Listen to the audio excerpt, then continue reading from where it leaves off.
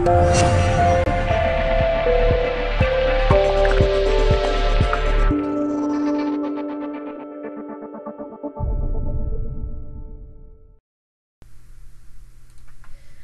à tous, je suis Kana du clan Yes We Can et en ce dernier jour de l'année, je vais vous faire une petite war récap de notre dernière guerre contre Big Boss Clan.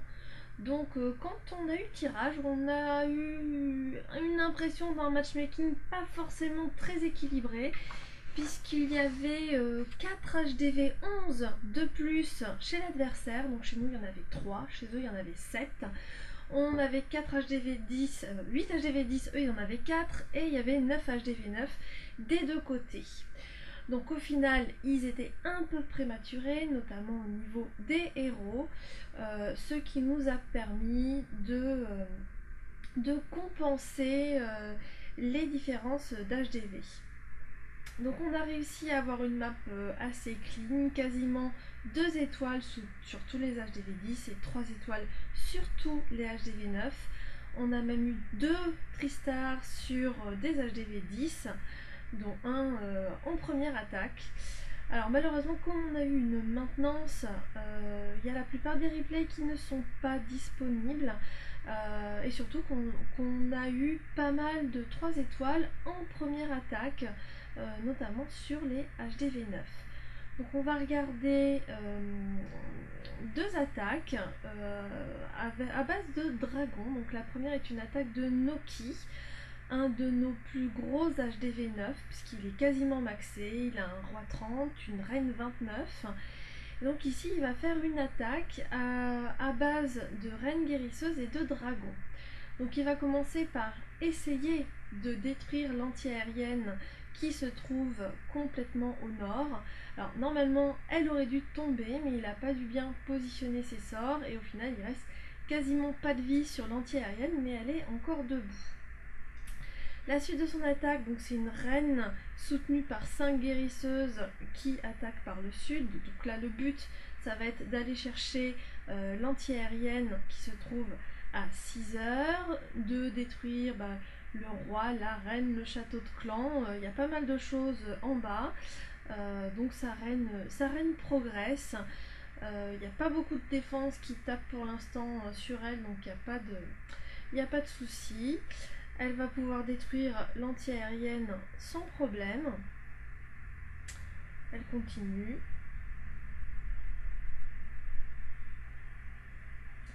Donc il va bientôt faire sortir le château de clan. Ça devrait pas tarder. Voilà, donc avec un dragon et 2 ballons. Donc il va mettre un poison sur le château de clan. Il va rager sa reine et ses guérisseuses pour détruire le château de clan. Donc ça va pas poser de soucis. Ça y est, c'est fait, il peut continuer. Il va s'occuper de la reine adverse. Il va commencer à envoyer quelques dragons sur la partie est pour commencer à déblayer cette partie du village qui est maintenant non protégée en aérien. Sa reine pendant ce temps-là a détruit la deuxième anti-aérienne.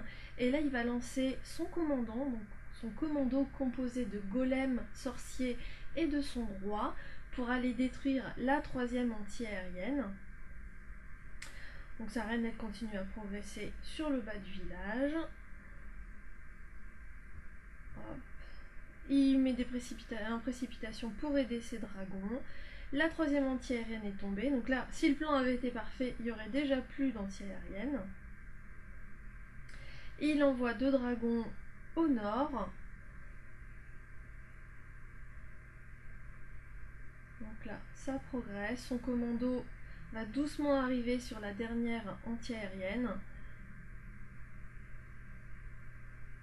qui a le temps de détruire un dragon. Mais là, c'est quasi plié. Donc sur ces 5 dragons, il y en a encore 4 en vie.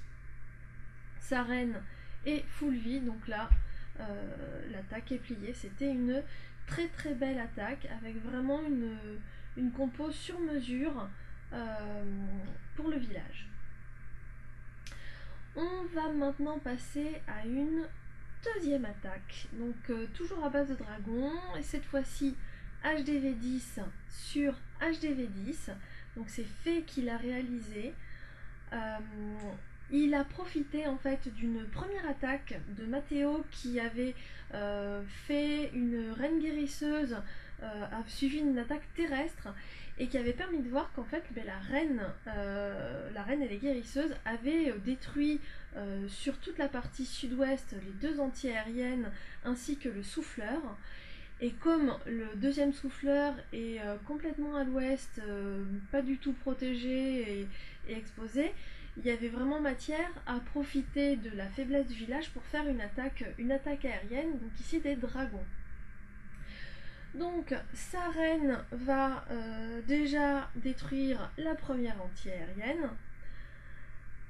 Le château de clan, Molosse et Ballon, donc là sa reine qui est bien costaud va pouvoir s'en occuper, il va même pas avoir besoin de rager, mais il va quand même faire un poison, notamment pour les ballons, pour détruire le château de clan.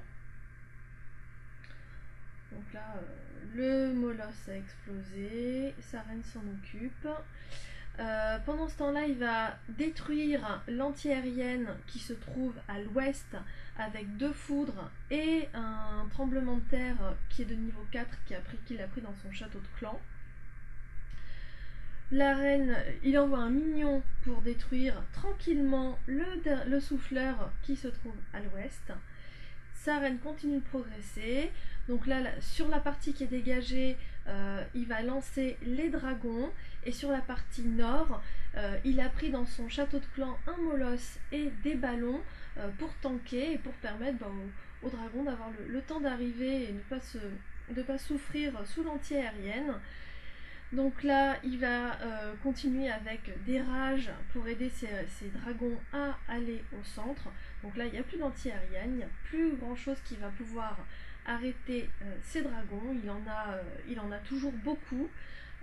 Sa reine Effolui et continue à travailler sur le bas du village. Il va même bientôt pouvoir lancer son roi pour aider à déblayer sur les extérieurs. Mais là, donc l'hôtel de ville va bientôt tomber, la dernière TDE aussi, et il lui reste encore beaucoup de dragons. Ces héros full vie, donc c'est vraiment une très jolie attaque qui a été très bien réalisée. Vraiment, bravo à Yann pour son premier TS sur HDV10. Voilà, donc je vous remercie et je vous souhaite à tous une très bonne année 2016.